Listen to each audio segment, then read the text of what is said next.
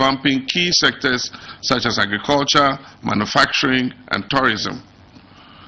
The program rollout has commenced in earnest. The 24-hour Secretariat is collaborating with the Development Bank of Ghana and the Ghana Infrastructure Investment Fund to operationalize financing pillars for this program. Cabinet has approved amendments to the Ghana Investment Promotion Center Act and the Labour Act to include specific clauses regarding 24-hour operations. These amendments aim to enhance social protection, create an enabling environment for the 24-hour economy policy, and promote conducive business and labor relations. Already several businesses are lining up to sign on to this policy. Some tangible actions have also been taken. The Ghana Investment Promotion Center has launched 24-hour premium services to eliminate processing delays for investors. The Ministry of Foreign Affairs has launched a 24-hour passport service with the passport application headquarters operating 24/7. The DVLA used a 24-hour service to clear a long-standing 18 months backlog of licenses and will soon commission a new 24-hour service office at Adenta in Accra. The Youth Employment Agency is set to launch the Graduates in Corporate Support GRICS program, which will attach graduates to firms operating 24 hours a day. This program is targeting 20,000 graduates. The YEA is also partnering with security agencies, the fire, police, immigration services, to provide security for 24-hour firms and is working towards training and deploying 23,000 recruits for this purpose. Recognizing the need for robust security, the police service is establishing a 24-hour police unit to improve 9 patrols and utilize technology supported by nationwide sensitization. The Minister of Energy and Green Transition is engaging the PURC to set up smart metering with a time of use tariff, charging a lesser tariff during the off-peak hours, a direct incentive for enterprises on the 24-hour economy policy. The Minister of Finance and Presidential Advisor on the 24-hour economy policy is finalizing a list of incentives for businesses to sign up for the initiative. The Ghana Publishing Company Limited has also begun 24-hour printing operations.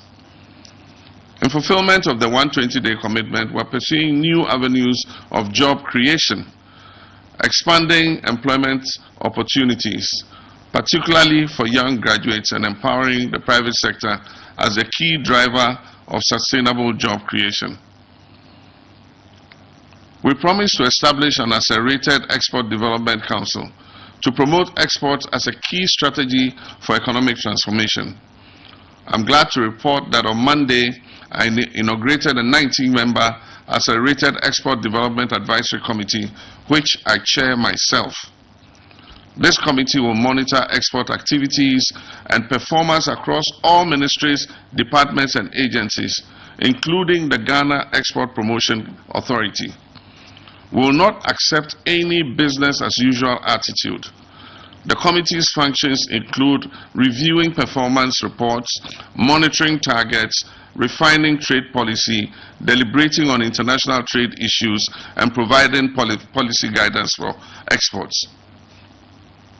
Ghana's export sector faces challenges, including cumbersome documentation processes, requirements from under-resourced regulatory bodies, and inefficiencies at our ports.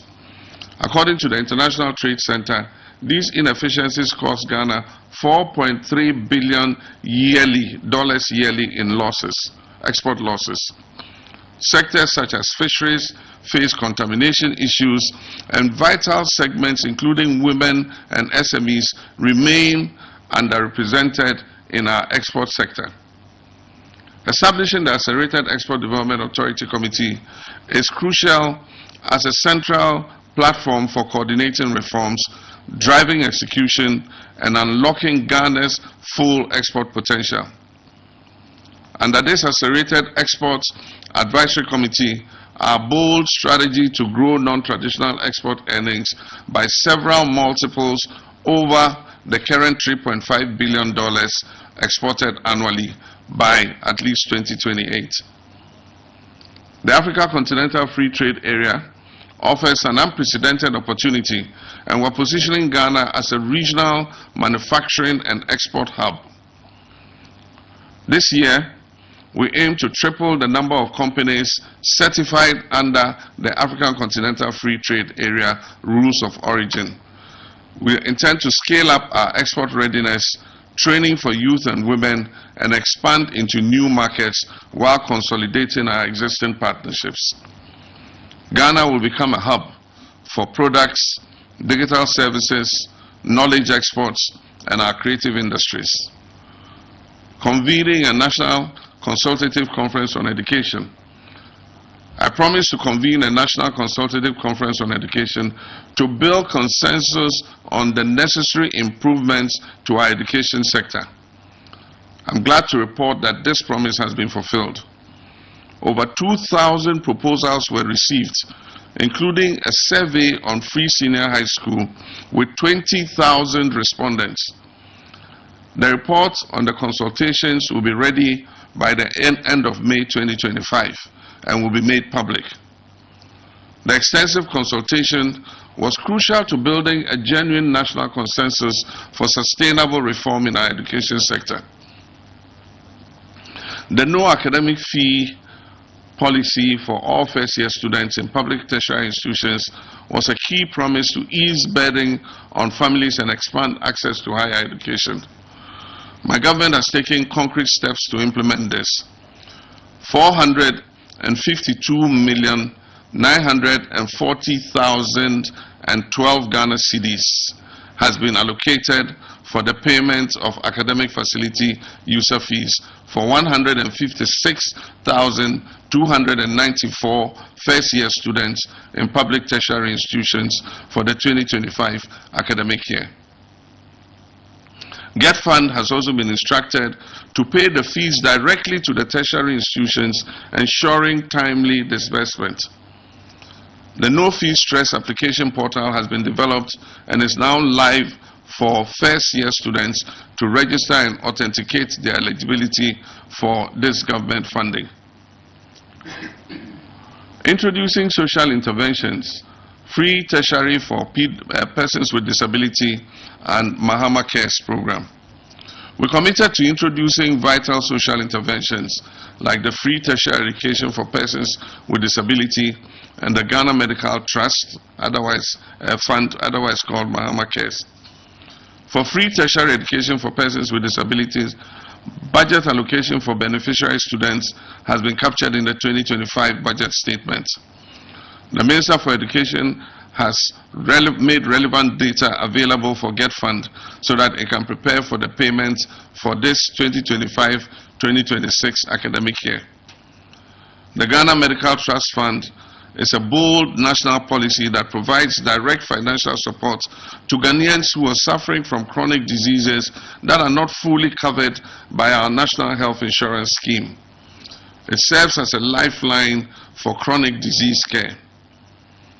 On April 29, 2025, I officially launched the fund at the University of Ghana Medical Center, where I pledged 6 months of my salary as my contribution to start. Vice President Nana Jane also pledged 4 months of her salary to the Mahama Cares Fund, and I have since directed that every government appointee of mine should contribute at least the equivalent of 1 month's salary to the fund. This includes CEOs and all other appointees. I encourage every Ghanaian to contribute as you are willing and able. The short code for the contributions across all mobile networks is *225#. *225#. Disbursement to support needy patients will begin once the governing board is put in place. The draft Ghana Medical Trust Fund bill is ready and will be presented to Cabinet at its next sitting for approval and forwarded to Parliament when it resumes from recess. We are united in this mission to touch lives and bring health, healing and hope and joy to our people. To improve menstrual hygiene management and remove barriers to education, I promise to reintroduce the distribution of free